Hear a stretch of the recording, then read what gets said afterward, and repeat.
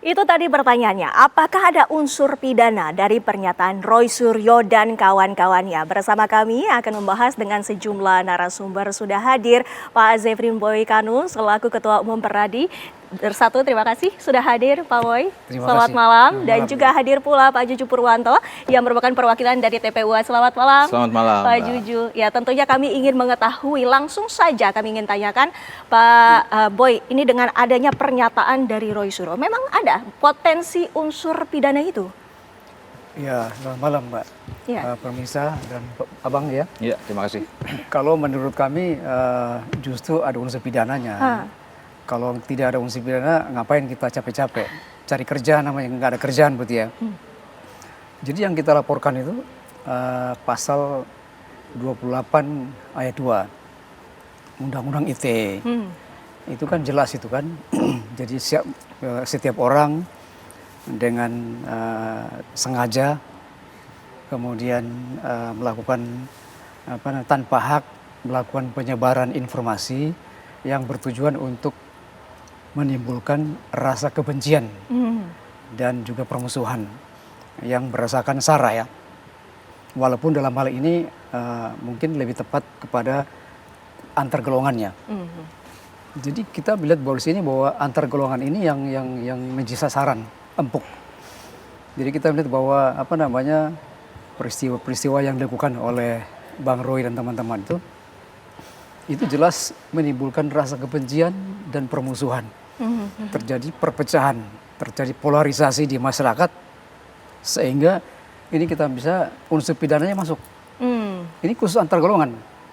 Golongan yang mana? Golongannya adalah Presiden RI ke-7, Pak Joko Widodo, dan kelompoknya yang mendukung beliau. Jadi menurut kami itu sangat jelas itu, penuhi unsur pidananya.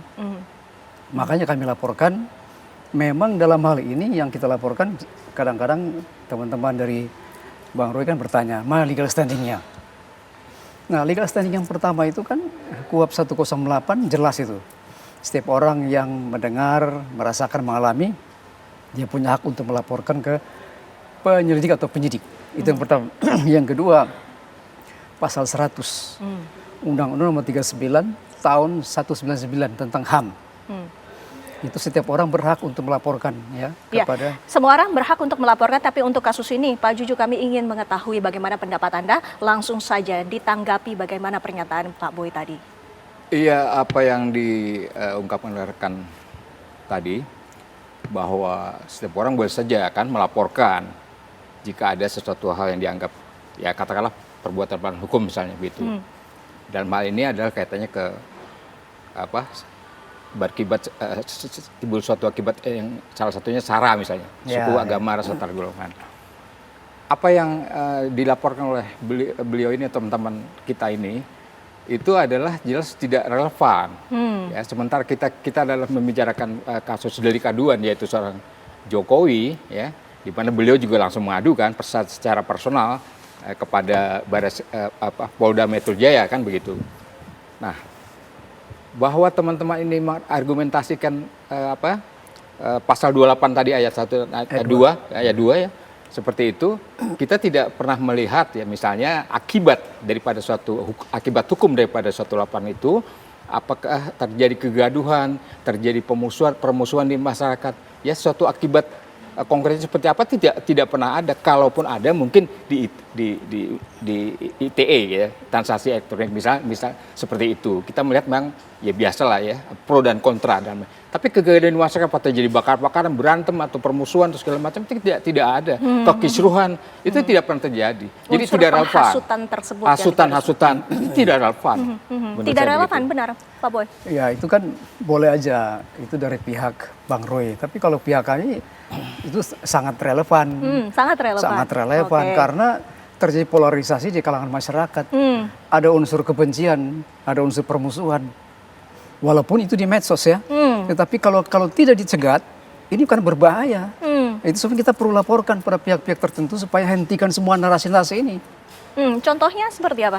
Ya kan sekarang narasi-narasi, misalnya contohnya yang paling konkret adalah mereka geruduk ke rumah Pak Jokowi, ya kan, yang di Solo. Itu kan karena ada narasi-narasi unsur kebencian, permusuhan kepada Jokowi. Bahkan ada yang berteriak, tangkap Jokowi, adili Jokowi. Itu kan merupakan sasaran yang tepat bagi mereka sehingga mereka melakukan hal seperti itu. Berarti kalau ada, tidak ada apa namanya unsur permusuhan, ngapain mereka ribut-ribut di berarti sana? ada Bang ternyata. Ya, itu hal-hal yang ada kaitannya dengan unsur menyampaikan pendapat di muka umum seperti itu. Bahwa ada mungkin teriakan-teriakan, ya, tidak dalam pengertian makan-makanan dan tidak terjadi keributan atau permusuhan apapun. Sebetulnya tidak ada apa-apa itu. Itu hanya upaya menyampaikan pendapat di muka umum seperti itu. Dan sekali lagi tadi saya ungkapkan bahwa tidak terjadi kekisruhan atau keributan secara fisik ya. Nah, seperti dimaksud dengan pasal 228 tadi ya, ayat 2 seperti itu. Tidak ada. Ya, Nah, memang tidak ada. Ya. Dalam pengertian begini, menimbulkan permusuhan. Permusuhan itu dan kebencian itu kan ternyata itu nyata sekali. Maka anak kecil aja tahu kok, wah Jokowi itu pakai ijazah palsu. Iya. Padahal tidak ada bukti satu pun yang menyatakan bahwa ijazahnya beliau itu adalah palsu. Bicara bukti, kalau Iya. bicara bukti saya adalah salah satu pengacara yang menggugat ijazah Jokowi semenjak sudah tiga kali dari semenjak tahun 2022-23 seperti itu.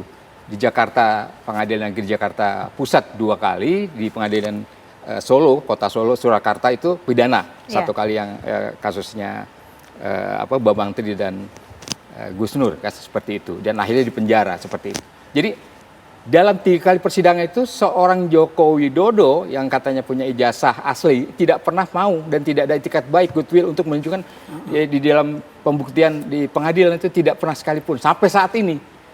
Ada juga yang kemarin di Solo di rumah Jokowi ditunjukkan kepada wartawan, ya itu sekilas dan kemudian dicabut kembali dan beliau mengatakan tidak boleh dipoto ya, seperti itu. Itu kan hal yang tidak transparan. Ya, dan beliau tidak ada niat baik tentang menunjukkan sampai detik ini. Dan yang di Polda Metro Jaya itu 2 hari ditarik kembali, Mbak. Padahal itu merupakan menurut ketentuan kitab Undang-Undang Hukum Acara Pidana, suatu alat bukti itu kan harusnya disita, dijadikan alat bukti sampai clear kasus itu sampai pengadilan mungkin. Seperti itu. Nih 2 hari udah ditarik lagi. Artinya Bapak juga masih penasaran yang dimaksud itu identik ataupun otentik di Iya, dalam betul. ijazah. Nah, kami akan bahas kembali Betul Bapak-bapak. sekali. Pemirsa, kami harus jeda sejenak.